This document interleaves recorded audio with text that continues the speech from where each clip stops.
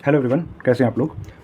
तो अगर आपने इससे पहले वाली वीडियो नहीं देखी है तो आप वो ज़रूर देखिएगा। कल हम लोगों ने सेक्शन 1 और 2 को कवर करा था कल की वीडियो में, जिसमें हम लोगों ने इंटरप्रिटेशन क्लॉज को पूरा कवर करा विद एग्जांपल्स। ठीक है, तो आज के वीडियो में हम लोग आगे के सेक्शन को कवर करेंगे।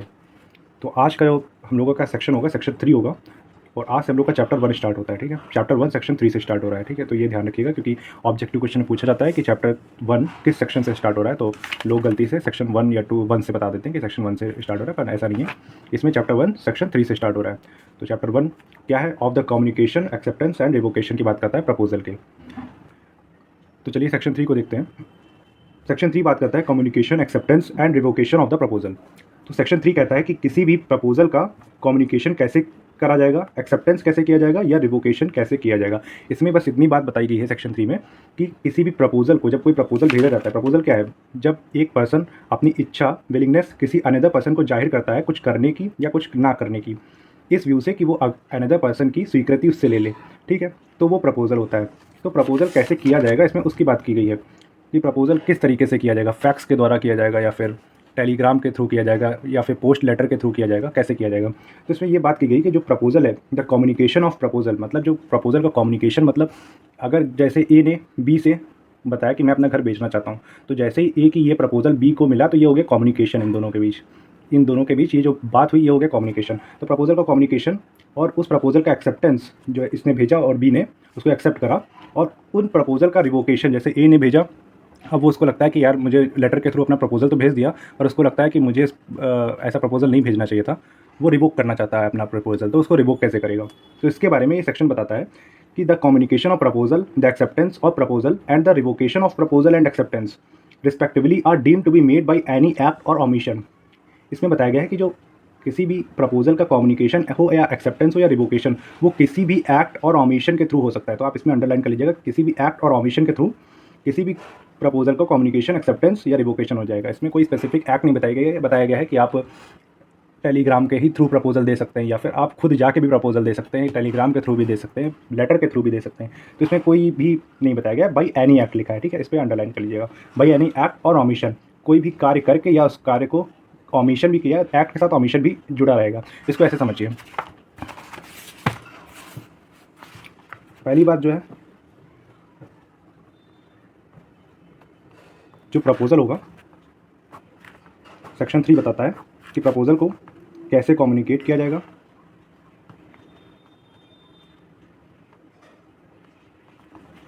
ठीक है, और कैसे उसका एक्सेप्टेंस होगा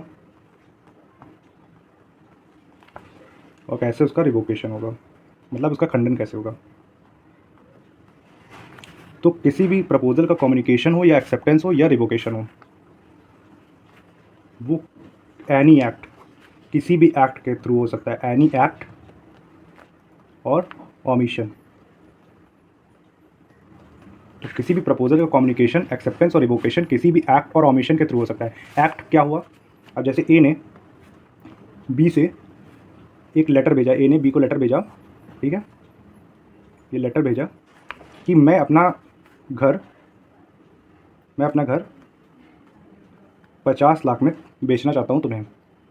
अब ये जो ए ने लेटर भेजा, ठीक, ये ए का एक्ट हो गया, ये ए का एक्ट है, ठीक है, और बी ने इस लेटर को पढ़ा, बी की नॉलेज में जैसे ये लेटर आया, बी ने उस पर अपनी एक्सेप्टेंस दे दी ए को लेटर के थ्रू ही बी ने, चाहे वो लेटर के थ्रू भेजना चाहे या फिर फ़ोन के थ्रू, ऐसा ज़रूरी नहीं कि इसने लेटर के थ्रू वो कम्युनिकेशन करा है, अपना प्रपोजल भेजा है तो बी भी लेटर के थ्रू ही करे, बी किसी भी के मीडियम से उसको भेज सकता है अपना एक्सेप्टेंस। तो बी ने भी मान लीजिए लेटर के थ्रू इसको एक्सेप्टेंस भेज दी, तो ये बी का ने जो भेजा है ये इसका एक्ट है, ठीक है। तो ये तो हो गया, किसी भी एक्ट के थ्रू वो भेज सकता है, ठीक। ये एक्ट तो आप समझ गए। ओमिशन क्या है? ओमिशन आप ये समझिए कि एक ये डीलर है, ठीक है, ये साड़ियों का डीलर है, ठीक, साड़ियों का ये डीलर है, ठीक, ए, और जो ये बी है ये शॉपकीपर है जो इसकी साड़ी की दुकान है। तो ए मंथली इसको कुछ ना कुछ साड़ियाँ भेजता है इसको बी को, और उसमें लेटर में ये लिखा होता है कि अगर आपको ये साड़ियाँ पसंद हैं तो आप इसको अपनी शॉप में बेचिए, और जो भी इसका पैसा है वो मुझे मेरे QR कोड पे या फिर जैसे भी वो मुझे भेज दीजिए इन साड़ियों का। और अगर आपको साड़ी नहीं पसंद है तो 5 दिन के अंदर मुझे जो मैंने साड़ियाँ भेजी हैं मुझे वापस कर दीजिएगा, ठीक है। अब यहाँ पे अगर बी ने साड़ियाँ उसकी रख ली लेकिन इसको पैसे नहीं दिए और ना ही इसको बताया ए को कि वो साड़ियों को आगे बेचना चाहता है या नहीं, और 5 दिन के बाद भी अगर उसने साड़ियों को वापस नहीं करा ए को, तो यहाँ ये इसने ओमिशन करा, ठीक है। तो बी ने अपना यहाँ पे जो ओमिशन किया, इस ओमिशन को एक्सेप्टेंस मान लिया जाएगा, ठीक है। तो यहाँ पे जो इसका ओमिशन है बी का, वो एक्सेप्टेंस माना जाएगा, क्योंकि इस यहाँ पे पहले से कंडीशन थी कि अगर तुमसे साड़ी नहीं पसंद है, मतलब तुम अगर नहीं बेचना चाहते हो उसको, तो 5 दिन के अंदर से वापस कर दो। पर यहाँ बी ने कोई एक्ट नहीं किया, उसने ओमिशन करा। ओमिशन मतलब उस कार्य को नहीं किया, तो यहाँ पे उसके इस ओमिशन को एक्सेप्टेंस माना जाएगा और इन लोगों के बीच एक वैलिड कॉन्ट्रैक्ट हो जाएगा। तो बस ये सेक्शन यही बताता है कि कोई भी किसी भी प्रपोजल को कम्युनिकेशन या उसका एक्सेप्टेंस या उसका रिवोकेशन, प्रपोजल का रिवोकेशन या एक्सेप्टेंस का रिवोकेशन। प्रपोजल का रिवोकेशन का मतलब ए ने पहले लेटर भेजा, ठीक है, पर अब ए को लगता है कि मुझे लेटर नहीं भेजना चाहिए। तो अगर वो बी तक जब तक ये लेटर पहुंच रहा है, उससे पहले अगर उसने रिवोकेशन का लेटर अपने पहुंचा दिया या फिर किसी भी थ्रू बता दिया कि रिवोकेशन ए करना चाहता है अपने प्रपोजल का, या बी ने एक्सेप्ट कर लिया, बाद में बी को लगता है कि वो रिवोक करना चाहता है अपनी एक्सेप्टेंस, तो अगर बी ने पहले ए को रिवोकेशन का अपना लेटर भेज दिया, ठीक है, तो ये रिवोकेशन का एक्सेप्टेंस और प्रपोजल का रिवोकेशन की बात की गई, वो कैसे भी कर सकता है, लेटर के थ्रू भी कर सकता है, फ़ोन के थ्रू भी कर सकता है, ठीक है। तो the communication of proposal, acceptance और revocation of proposal and acceptance are deem to be made by any act और ओमिशन। इसको अंडरलाइन कर लीजिएगा, एनी एक्ट और ओमिशन ऑफ द पार्टी। उस पार्टी के एक्ट और ओमिशन की बात हो रही है जो पार्टी प्रपोज कर रही है लेटर को, मतलब जिसने प्रपोजल भेजा है वो कैसे करेगी, ठीक है, या फिर जिसने रिवोकेशन जो एक्सेप्ट कर रहा है वो कैसे करेगा, या फिर जो रिवोक करना चाहती है पार्टी वो कैसे उसको रिवोक करेगी। तो वो एनी एक्ट और ओमिशन के थ्रू कर सकती है। बस उसका इंटेंट होना चाहिए, वहाँ इंटेंशन होना चाहिए उस कम्युनिकेशन का करने का, इंटेंशन के साथ होना चाहिए प्रपोजल, जो भी प्रपोजल उसने भेजा या एक्सेप्टेंस या रिवोकेशन, उसके पीछे उसका इंटेंशन होना चाहिए उस चीज़ को सच में करने का, और उस कम्युनिकेशन का कुछ इफेक्ट भी होना चाहिए। ये नहीं कि ए ने, यहाँ पे मान लीजिए इस एग्जांपल से समझिए इफेक्ट का, कि ए ने सोचा कि मैं अपना घर बी को बेचना चाहता हूँ, तो ए ने लेटर लिखा बी को, और फिर ये ए उसको पोस्ट ही नहीं करता है बी को, ये अपने पास लेके घूमता है, ठीक है, ये अपने पास ही लेटर लेके घूमता है, बी को पोस्ट ही नहीं करता है, तो इस लेटर का कोई इफेक्ट ही नहीं हुआ ना, ये कम्युनिकेशन ही नहीं हो पाया बी से। तो कम्युनिकेशन भी होना जरूरी है, जैसा कि हम लोगों ने यहाँ पे देखा था कि केवल विलिंगनेस से कुछ नहीं होता, केवल इच्छा से कुछ नहीं होता, इच्छा को जाहिर भी करना पड़ेगा, सिग्निफाई भी करना पड़ेगा, ठीक है। तो वही बात हुई है इसमें, सिंपल सा सेक्शन है, बस इतना बात करता है कि जो कोई भी कम्युनिकेशन, एक्सेप्टेंस या रिवोकेशन किसी भी एक्ट से या ओमिशन से किया जा सकता है, ठीक है, समझ गए। मैं होप करता हूँ आपको अच्छे से समझ में आ गया होगा। अब नेक्स्ट सेक्शन देखते हैं, सेक्शन 4, जो कि बात करता है कम्युनिकेशन व्हेन कंप्लीट। अब यहाँ पे तो बात की गई कि कम्युनिकेशन कैसे किया गया, तो कम्युनिकेशन किसी भी एक्ट या ओमिशन के थ्रू करा जा सकता है, पर अब यहाँ बताया जा रहा है इस सेक्शन में बताया जा रहा है कि कब कम्युनिकेशन को एक कंप्लीट मान लिया जाएगा कि ये कम्युनिकेशन कंप्लीट हो गई है। समझते हैं, देखिए एग्जाम्पल समझेंगे तो आपको जल्दी समझ में आएगा। पहली लाइन देखते हैं, the communication of proposal is complete when it comes to the knowledge of a person to whom it is made.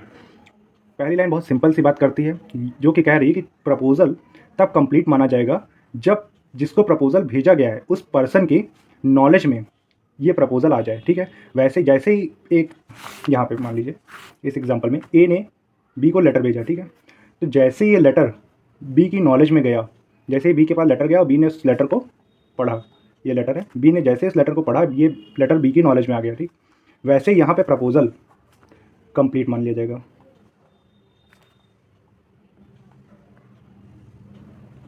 तो यहाँ पे प्रपोजल कंप्लीट हो जाएगा जैसे ही बी ने लेटर को पढ़ लिया। तो पहली लाइन तो सिंपल सी बात करती है कि communication of proposal is complete when it comes to the knowledge of a person to whom it is made. जिसको प्रपोजल किया गया है जब उसकी नॉलेज में ये आ जाएगा, जिस to whom it is made मतलब जिसको प्रपोजल दिया गया है उसकी नॉलेज में जैसे ही आता है वह प्रपोजल, वैसे ही ये कंप्लीट मान लिया जाएगा, ठीक है। अब नेक्स्ट, तो इस पॉइंट में नॉलेज बहुत ही इंपॉर्टेंट है, ठीक है। उस पर्सन को नॉलेज होना चाहिए उस कम्युनिकेशन का, जब कम्युनिकेशन बना, उसको प्रपोजल भेजा गया, तो उस प्रपोजल की नॉलेज बहुत ज़रूरी है। इससे रिलेटेड एक केस है, एक लीडिंग केस है जो कि बहुत इंपॉर्टेंट है, चलिए उससे समझते हैं। तो केस है लालमान शुक्ला वर्सेस गौरी दत्त। तो जो गौरी दत्त है उसका जो भतीजा है वो घर से भाग जाता है, ठीक है, और जो लालमान शुक्ला है ये गौरी दत्त का सर्वेंट है। तो गौरी दत्त लाल मान को ऑर्डर देती है कि जाओ और मेरे भतीजे को ढूंढ के लाओ, ठीक है। तो लाल मान जो है ये इसके भतीजे को ढूंढने निकल जाता है गौरी दत्त के।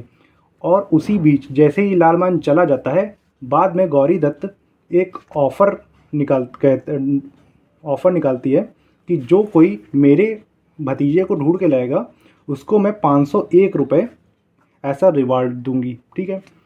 बाद में जब लाल मान इसके भतीजे को ढूंढ लाता है तो बाद में लाल मान को इस ऑफ़र के बारे में पता चलता है और वो ये ऑफ़र क्लेम करता है।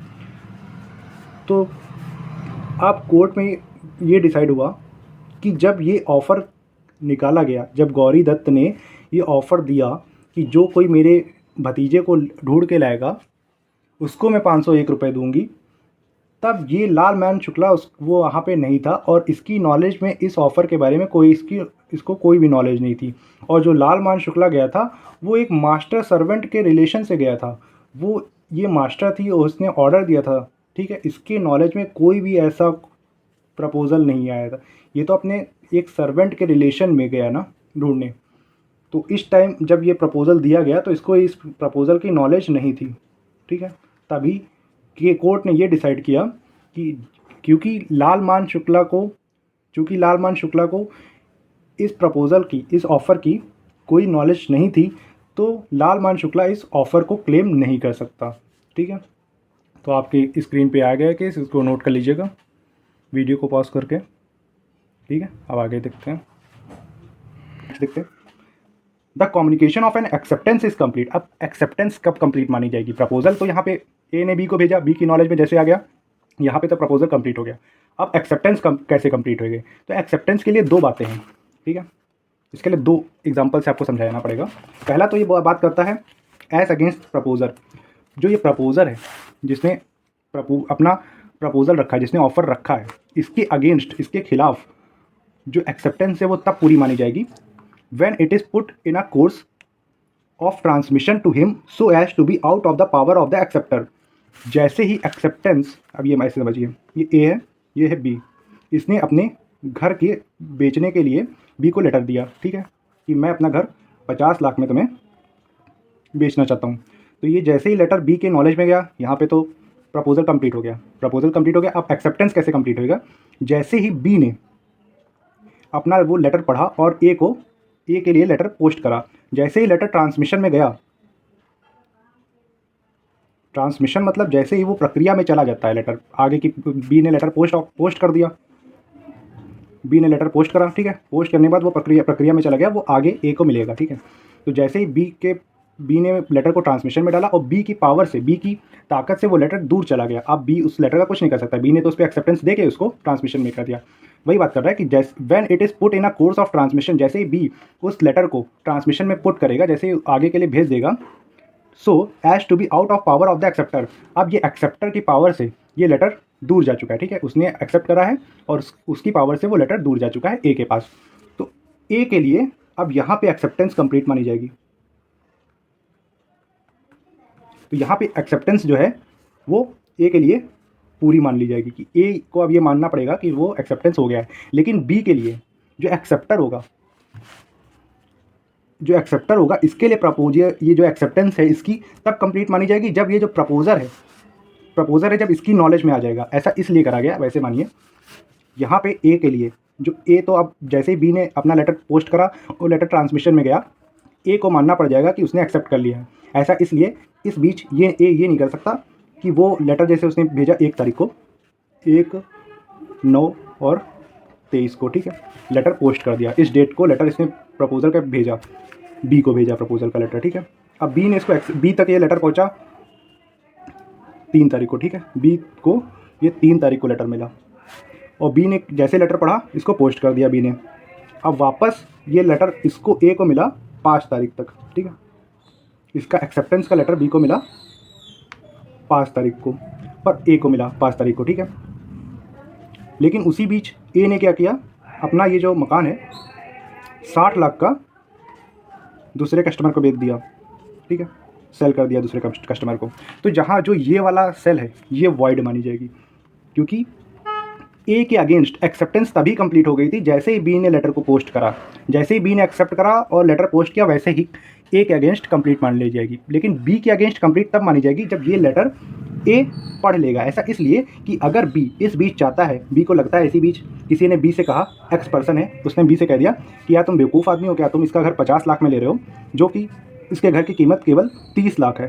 ठीक, अब बी को लगता है यार मैंने तो अब एक्सेप्टेंस का भेज दिया लेटर, तो अब बी को कुछ ऐसा करना पड़ेगा कि वो रिवोकेशन का जो लेटर है या रिवोकेशन लेटर या फिर किसी भी मीडियम से रिवोकेशन पहले एक को पहुंचा दे और उस रिवोकेशन में लिख दे कि मैंने जो एक्सेप्टेंस का लेटर भेजा है उसको इग्नोर कर देना, मैं आपके ऑर्डर जो आपका प्रपोजल है उसको एक्सेप्ट नहीं करता हूँ। ठीक है, तो यहाँ पे रिवोकेशन को लेटर भेजने तक के लिए टाइम दिया गया है बी को सिर्फ। इसमें एक्सेप्टेटर जो ये होगा, इसमें जो एक्सेप्टर होगा जो लेटर को एक्सेप्ट कर रहा है उसको केवल टाइम देने के लिए प्रोविज़न दिया गया है, और ए को बाउंड करने के लिए प्रोविज़न है, जिसने प्रपोजल दिया है उसको बाउंड किया गया है इसमें कि तुम्हारे अगेंस्ट एक्सेप्टेंस तभी मान ली जाएगी जैसे बी ने पोस्ट करा, और बी के अगेंस्ट एक्सेप्टेंस तब मानी जाएगी जब ए के नॉलेज में आई।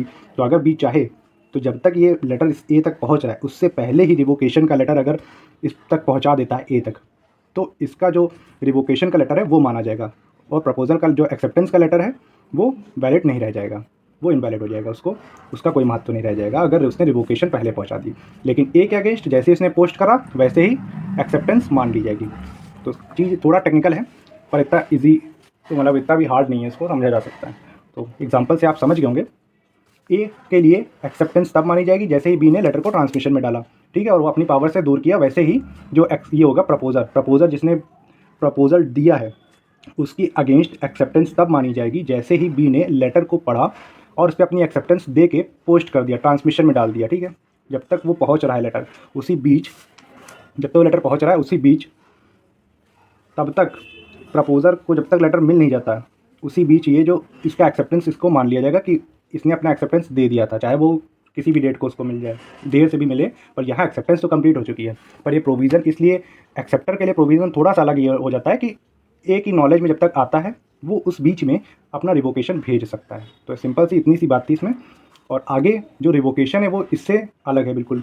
As against person who makes it when it is put into a course of transmission to a person to whom it is made so as to be out of power of the person who make it।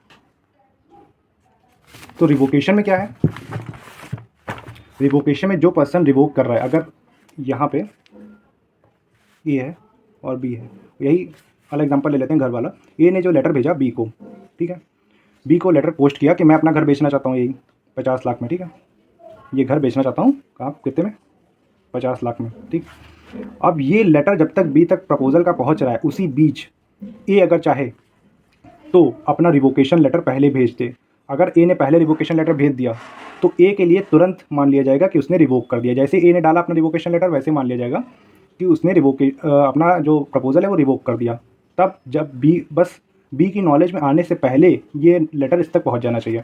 और जो acceptor है वो अगर अपनी acceptance को revoke करना चाहता है तो उसका भी यही करना पड़ेगा कि उसको ए की नॉलेज में आने से पहले अपना जो लेटर है एक्सेप्टेंस का, उससे पहले रिवोकेशन का लेटर ए की नॉलेज में आने से पहले ए को दे देना है। ठीक है, तो सिंपल सी बात है। As against the person to whom it is made, जिसको ये रिवोकेशन का लेटर जिसके लिए बनाया गया है उसकी नॉलेज में आने से पहले, when it comes to his knowledge, जैसे ही उसकी नॉलेज में आता है वैसे ही रिवोकेशन मान लिया जाएगा। तो अगर उसकी नॉलेज में आने से पहले वो रिवोकेशन लेटर पहुँचा देता है तो वो जो प्रपोजल है वो रिवोक समझा जाएगा। तो समझ गए, अब इसको इलस्ट्रेशन से समझते हैं। पहला देखिए, A proposes by letter to sell a house to B at a certain price, the communication of proposal is complete when B receive the letter. अब इसमें जो पहली लाइन है उसके बारे में बताया गया है कि जैसे ही ए ने लेटर के थ्रू अपने हाउस को बी को बेचने के लिए भेजा लेटर एक सर्टेन प्राइस पे, तो कम्युनिकेशन उसी टाइम कंप्लीट हो गई जैसे ही बी को लेटर मिला। ठीक, तो यहाँ पे प्रपोजल कंप्लीट हो गया। जो पहला वाली लाइन है प्रपोजल यहाँ पे कंप्लीट हो गया। दूसरा इलस्ट्रेशन देखते हैं। B accept A's proposal by a letter sent by post, B ने उस लेटर को एक्सेप्ट कर लिया और अपना जो लेटर है एक्सेप्टेंस का वो पोस्ट के थ्रू बी को ए को भेज दिया। ए ने प्रपोजल दिया था ना, तो बी ने उस लेटर को एक्सेप्ट करा और ए को भेज दिया पोस्ट के थ्रू। तो यहाँ पे मान लिया जाएगा एक्सेप्टेंस कंप्लीट हो गई। एज अगेंस्ट ए के अगेंस्ट जो ये प्रपोजर है जिसने लेटर भेजा था उसके अगेंस्ट तब माना जाएगा एक्सेप्टेंस कंप्लीट हो गई जैसे ही बी ने पोस्ट कर दिया, ट्रांसमिशन में दिया। एज अगेंस्ट द प्रपोजर के अगेंस्ट तब माना जाएगा acceptance when it is put in the course of transmission to whom it is made. So as to out of the power of the acceptor. तो जैसे ही एक्सेप्टेंस जो एक्सेप्टर है उसने जैसे ही अपना लेटर ट्रांसमिशन में डाला, वैसे ही प्रपोजर के अगेंस्ट में एक्सेप्टेंस कंप्लीट मान ली जाएगी। और as against B when the letter is received by A, और जिसने जो एक्सेप्ट कर रहा है यहाँ पे देखिए, ये जो एक्सेप्टर है इसके अगेंस्ट में तब कब कंप्लीट मानी जाएगी, जैसे ही ए की नॉलेज में आ जाती है। ठीक है, लेटर जैसे इसकी नॉलेज में आ जाता है तब कंप्लीट मान ली जाएगी। और जो सी इलस्ट्रेशन है, A revoke his proposal by telegram. अब ए ने यहाँ पे यहाँ पे अपना हाउस बेचने के लिए लेटर तो भेज दिया, लेकिन अब वो चाहता है कि उसके प्रपोजल को वो जो प्रपोजल है वो उसको रिवोक करना चाहता है। तो ए को यहाँ पे अपना रिवोकेशन लेटर उसने टेलीग्राम से भिजवाया, जिससे वो जल्दी पोस्ट के थ्रू से जल्दी पहुँच जाए बी के पास। ठीक है, तो the revocation is complete as against A when the telegram is dispatch. तो ए के अगेंस्ट जो रिवोकेशन लेटर है, वो जो रिवोकेशन है तब मान लिया जाएगा कि हो गया जैसे ही ए ने पोस्ट करा, और उसको कंप्लीट तब माना जाएगा, बी के अगेंस्ट तब कंप्लीट माना जाएगा जब बी को वो रिसीव हो जाता है लेटर प्रपोजल का। अगर बी को वो रिवोकेशन का लेटर रिसीव होता है तो वो कंप्लीट मान लिया जाएगा। अगर प्रपोजल का लेटर पहले मिल गया रिवोकेशन के लेटर से, तो फिर जो रिवोकेशन का लेटर होगा उसका कोई इफेक्ट नहीं रह जाएगा। ठीक है, समझ गया। अब नेक्स्ट देखते हैं, नेक्स्ट सेक्शन है। अब हम लोगों ने ये देख लिया कि कब, इसमें हम लोगों ने देखा कि किस सेक्शन 3 में हम लोगों ने देखा कि किस मोड से भेज सकते हैं, कम्युनिकेशन कैसे कर सकते हैं, एक्सेप्टेंस कैसे कर सकते हैं, रिवोकेशन कैसे कर सकते हैं। तो उसमें बताया गया बाई एनी ऐप परमिशन। और सेक्शन 4 बताता है कि कब कम्युनिकेशन कंप्लीट माना जाएगा। तो प्रपोजर के लिए, प्रपोजर के अगेंस्ट कम्युनिकेशन तब कंप्लीट माना जाएगा, एक्सेप्टेंस तब कंप्लीट मानी जाएगी जैसे ही जो बी पार्टी है, दूसरा पार्टी जिसने एक्सेप्टेंस दी और उसने अपना लेटर पोस्ट में डाल दिया, तो उस ट्रांसमिशन में जैसे उसने डाला वैसे ही प्रपोजल के अगेंस्ट वो लेटर एक्सेप्टेड मान लिया जाएगा कि उसने प्रपोजल को एक्सेप्ट कर लिया, उन लोगों के बीच में वैलिड कॉन्ट्रैक्ट बन जाएगा। अब ए अपने कॉन्ट्रैक्ट से पीछे हट नहीं सकता, ठीक है, बाउंड हो गया। और एक्सेप्टर जो इसने एक्सेप्ट किया है उसके लिए एक्सेप्टर तब बाउंड होगा जैसे ही प्रपोजल की नॉलेज में आ जाता है लेटर। तो अगर एक्सेप्टर चाहता है अपनी प्रपोजल को रिवोक करना, अपनी एक्सेप्टेंस को रिवोक करना, तो उसे अपने एक्सेप्टेंस लेटर से पहले अपना रिवोकेशन लेटर पहुंचाना पड़ेगा। तो बस इतनी सी बात इसमें बताई गई है। तो प्रपोजर के अगेंस्ट तो तुरंत कम एक्सेप्टेंस मान ली जाएगी, भले 2-3 दिन बाद उसको मिले एक्सेप्टेंस, जैसे उसने पोस्ट में डाली वो एक्सेप्टेंस हो गया। पर एक्सेप्टर के अगेंस्ट तब वो पूरा जो एक्सेप्टेंस तब मानी जाएगी कंप्लीट जब उस प्रपोजर की नॉलेज में वो लेटर आ गया। ये इसलिए ऐसा रखा गया है जिससे वो अगर इस बीच में अगर चाहे तो कोई भी स्पीड मीडियम से जो जल्दी अपना लेटर अगर पहुंचा सकता है अपना रिवोकेशन का, तो पहुंचा सकता है अगर वो उसका माइंड इस बीच बदल जाता है तो। और कम्युनिकेशन ऑफ रिवोकेशन कब कंप्लीट होता है, तो जैसे ही रिवोकेशन लेटर भेजा जाता है, पोस्ट करेगा जो प्रपोजर होगा, जैसे ही उसने पोस्ट करा वैसे ही मान लिया जाएगा कि वो रिवोकेशन कंप्लीट हो गया। और एक्सेप्टर है जो उसको लेटर को जिसको भेजा गया है, ठीक है, जिसको लेटर भेजा गया है उसकी रिगार्डिंग तब कंप्लीट होगा जैसे ही उसकी नॉलेज में वो रिवोकेशन का लेटर आ गया। ठीक, तो समझ गए। अब सेक्शन 5 देखेंगे जो कि बात करता है revocation of proposer and acceptance, कि जो प्रपोजल और एक्सेप्टेंस का रिवोकेशन कैसे किया जाएगा। तो a proposal may be revoked at any time before the communication of the acceptance is complete as against the proposer but not afterward. Section 5 में यही बताया गया है कि जो रिवोकेशन होगा वो जैसे ही प्रपोजल भेजा गया, प्रपोजल में भी रिवोक्ड एट एनी टाइम, किसी भी टाइम हो सकता है, एनी टाइम तो बोल दिया गया, पर आगे क्या बताया गया कि the communication of its acceptance is complete as against the proposal. Acceptance की कम्युनिकेशन से कंप्लीट होने से पहले अगर रिवोकेशन का जो कम्युनिकेशन है अगर इसको मिल जाता है तब उसको पूरा मान लिया जाएगा। An acceptance may be revoked at any time before the communication of the acceptance is complete as against the acceptor but not afterward. यही बताया गया है कि एक्सेप्टेंस का अगर ये बी अपना प्रपोजल रिवोक करना चाहता है तो इसके तक पहुंचने से पहले अगर ए अपना रिवोकेशन लेटर पहुंचा देता है, ये बी इससे पहले एक्सेप्ट करे, उससे पहले अगर ए पहुंचा देता है अपना लेटर, तो यहाँ रिवोकेशन कंप्लीट मान ली जाएगी। और दूसरा पॉइंट ये बोलता है कि एक्सेप्टेंस कब रिवोक की जाएगी। अब बी ने अपनी एक्सेप्टेंस दे दी तो वो रिवोक तब करी जा सकती है जब इसकी एक्सेप्टेंस लेटर ए तक पहुँचे, उससे पहले ये बी अपना रिवोकेशन लेटर ए तक पहुँचा दे। Revoke at any time before the communication of acceptance is complete. जैसे इस एक्सेप्टेंस को कंप्लीट तब होएगा ना जब ए को इसका एक्सेप्टेंस लेटर मिल जाएगा, बी का लेटर जब ए को मिल जाएगा तो एक्सेप्टेंस कंप्लीट हो जाएगी, इसने एक्सेप्ट कर लिया और इन लोगों के बीच कॉन्ट्रैक्ट बन जाएगा। पर अगर बी अपनी एक्सेप्टेंस रिवोक करना चाहता है तो उसे पहले ही एक्सेप्टेंस लेटर से पहले रिवोकेशन लेटर ए तक पहुंचाना पड़ेगा। तो सिंपल सी बात सेक्शन 5 बोलता है। अब सेक्शन 6 देखते हैं। अगर आप इलस्ट्रेशन देखना चाहें तो उसका सेक्शन 5 का देख लीजिए। A proposes by a letter send by post to sell his house to B accept the proposal by a letter send by post.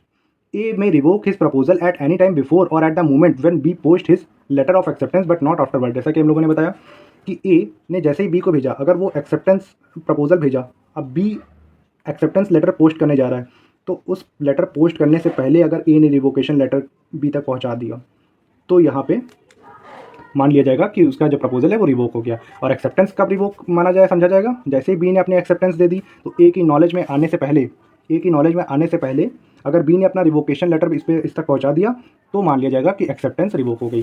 तो सेक्शन 5 इतनी सी बात करता है। अब सेक्शन 6 देखते हैं कि रिवोकेशन करी कैसी जाएगी, रिवोकेशन कैसे माना जाएगा कि अब रिवोकेशन हो गई है। ठीक है, तो रिवोकेशन कैसे रिवोक की, प्रपोजल को कैसे रिवोक किया जाएगा, देखिए, by the communication of notice of revocation by the proposer to the other party. तो प्रपोजल ऐसे रिवोक किया जाएगा, अदर पार्टी के जो प्रपोजर होगा वो अदर पार्टी को नोटिस भेज दे, तो नोटिस के थ्रू भी रिवोकेशन किया जा सकता है। ठीक है, by the communication of notice of revocation by the proposer to other party, proposer के द्वारा अदर पार्टी को रिवोकेशन की नोटिस भेज के भी रिवोकेशन किया जा सकता है। सेकंड है by the lapse of time prescribed in such proposal for its acceptance. अगर किसी प्रपोजल में कोई टाइम प्रिस्क्राइब किया गया है तो अगर वो टाइम खत्म हो जाता है तो उस प्रपोजल का रिवोकेशन मान लिया जाएगा कि अब वो प्रपोजल रिवोक्ड हो चुका है। जैसे ए ने बी को प्रपोजल दिया कि अगर तुम मेरी बाइक लेना चाहते हो तो मुझे 4 दिन के अंदर इन्फॉर्म कर देना। ठीक है, 4 दिन के अंदर तुम अगर मुझे इन्फॉर्म कर दोगे तो मैं तुम्हें अपनी बाइक बेच दूंगा। लेकिन बी ने जो यहाँ पे 4 दिन का टाइम प्रिस्क्राइब किया गया था इसके लेटर में कि अगर तुम मुझे 4 दिन के अंदर इन्फॉर्म कर दोगे तो मैं अपनी बाइक तुम्हें बेच दूंगा, बी ने उसको 6 दिन बाद अगर इन्फॉर्म किया तो यहाँ पे इस प्रपोजल का कोई प्रपोजल रिवोक्ड हो जाएगा। ठीक है, क्योंकि जो ये टाइम दिया गया है पहले से प्रपोजल में, ठीक है, टाइम प्रिस्क्राइब पहले से हो गया है प्रपोजल में, अगर उस टाइम के बीच बी ने इसको एक्सेप्ट नहीं करा तो मान लिया जाएगा कि प्रपोजल जो हो गया है वो रिवोक्ड हो चुका है। और दूसरा तरीका है, और if no time is so prescribed by the lapse of reasonable time, और अगर कोई टाइम प्रिस्क्राइब नहीं किया गया, ठीक है, अब यहाँ पे तो 4 दिन का टाइम है, लेकिन अगर कोई टाइम प्रिस्क्राइब नहीं किया गया है तो एक रीजनेबल टाइम के अंदर अगर इस बी ने अपनी एक्सेप्टेंस नहीं दिया तो मान लिया जाएगा कि ये जो प्रपोजल है वो रिवोक्ड हो चुका है। रीजनेबल टाइम मतलब ये रीजनेबल टाइम ये कोर्ट डिसाइड करेगा कि रीजनेबल टाइम कितना हुआ। रीजनेबल टाइम मतलब अब ये थोड़ी ना है कि ए ने इसको प्रपोजल भेजा फिर बी ने 2 साल तक कोई उसका रिप्लाई नहीं किया तो क्या प्रपोजल इफेक्ट में रहेगा, तो नहीं रहेगा, क्योंकि इतने साल तक थोड़ी ना रहेगा। जैसे ही ए ने भेजा प्रपोजल तो रीजनेबल टाइम ज़्यादा से ज़्यादा 10 दिन, 20 दिन, 1 महीना, ऐसे कोई भी जो सर्कमस्टांसेस हैं उनको नज़र में रखते हुए कोर्ट इस पर फैसला देगी कि रीजनेबल टाइम कितना हुआ। ठीक है, तो उस रीजनेबल टाइम के अंदर अगर बी ने अपनी एक्सेप्टेंस नहीं दी ए को तो यहाँ मान लिया जाएगा कि जो प्रपोजल है वो रिवोक्ड हो गया है। अब नेक्स्ट देखते हैं, by the failure of the acceptor to fulfil a condition precedent to acceptance. अब अगर प्रपोजल में कोई कंडीशन प्रेसिडेंट दी गई है, अगर उस कंडीशन को फुलफिल करने में एक्सेप्टर फेल हो जाता है तो मान ली जाएगी कि जो प्रपोजल है वो रिवोक्ड हो गया है। कैसे, ऐसे समझिए, ए ने बी को प्रपोजल भेजा कि अगर तुम मेरी बाइक खरीदना चाहते हो तो पहले तुम्हें मेरे घर आना पड़ेगा और बाइक को अच्छे से बाइक को चला के देख लेना है और सब कुछ चेक कर लो, उसके बाद ही तुम्हें मैं अपनी बाइक बेचूंगा, क्योंकि ऐसा नहीं होगा कि बाद में तुम कहो कि इसका इंजन ख़राब है, इसका वो ख़राब है। तो अगर बी डायरेक्ट कहता है नहीं मैं तुम्हारा इस प्रपोजल को एक्सेप्ट कर रहा हूँ तो यहाँ पे ये प्रपोजल जो ये कॉन्ट्रैक्ट है वैलिड कॉन्ट्रैक्ट नहीं होगा। ठीक है, क्योंकि ए ने कंडीशन प्रेसिडेंट दी गई है, ए ने पहले से कंडीशन दे दी है कि तुम पहले आओ बाइक को चला के देखो। ठीक है, तो ये बाइक को चला के देखो तभी मैं तुमको अपनी बाइक बेचूंगा, ये कंडीशन प्रेसिडेंट हो गई। ठीक है, तो कंडीशन प्रेसिडेंट है मतलब एक ऐसी शर्त रखी गई है जिस शर्त को आपको पहले पूरा करना पड़ेगा अपनी एक्सेप्टेंस देने से पहले। तो अपनी एक्सेप्टेंस देने से पहले आपको उस शर्त को पूरा करना पड़ेगा। ठीक है, कंडीशन प्रेसिडेंट। तो अगर एक्सेप्टर उस शर्त को पूरा करने में फेल हो जाता है तो यहाँ मान लिया जाएगा कि वो प्रपोजल रिवोक हो चुका है। ठीक है, और फिर 4th पॉइंट है, बाय द डेथ और insanity of the proposer if the fact of death और insanity comes to the knowledge of the acceptor before acceptance. इसमें यह बताया गया है कि जैसे ए ने, अब यहाँ मान लीजिए ए ने अपनी बाइक के लिए यहाँ पे बी को प्रपोजल भेजा, ठीक है, लेकिन जैसे ही ए ने भेजा, अब मान लीजिए ए ने बी को अपना घर बेचने का प्रपोजल दिया, ठीक है, अपना घर बेचने का प्रपोजल दिया, लेकिन बी को जैसे ही बी ने एक्सेप्ट करने से करा, उसको ये पता ही उसी टाइम जो ए है इसकी डेथ हो गई, या तो डेथ हो गई या फिर वो इंसेन हो गया। इंसैनिटी मतलब वो मानसिक रोगी हो गया, ठीक है, उसकी मानसिक क्षमता नहीं रह गई। अब उस कॉन्ट्रैक्ट को फुलफ़िल करने के लिए, जो उसने प्रपोजल भेजा है उसको फुलफ़िल करने के लिए, वो उसकी मानसिक स्थिति वैसी नहीं रह गई है। लेकिन ये तभी ऐसा होगा, रिवोक तभी माना जाएगा जब बी को इसकी नॉलेज पहले से पता चल जाए। अगर बी को पहले से पता चल गया कि ए ने प्रपोजल भेजा और इसकी डेथ हो गई है, बी को अगर पता है एक्सेप्टेंस देने के पहले, बी ने एक्सेप्ट नहीं करा उससे पहले, अगर उसको पता चल जाता है कि ए की डेथ हो गई या फिर वो इंसेन हो गया, तो यहाँ पे तो प्रपोजल रिवोक मान लिया जाएगा। लेकिन अगर बी को नहीं पता कि इसकी डेथ हो गई और बी ने अपनी एक्सेप्टेंस दे दी, ए को भेज दी अपनी एक्सेप्टेंस, ठीक है, तो यहाँ पे ये वैलिड हो जाए रहेगा, तो ये वैलिड कॉन्ट्रैक्ट माना जाएगा और तब ए बाउंड होगा।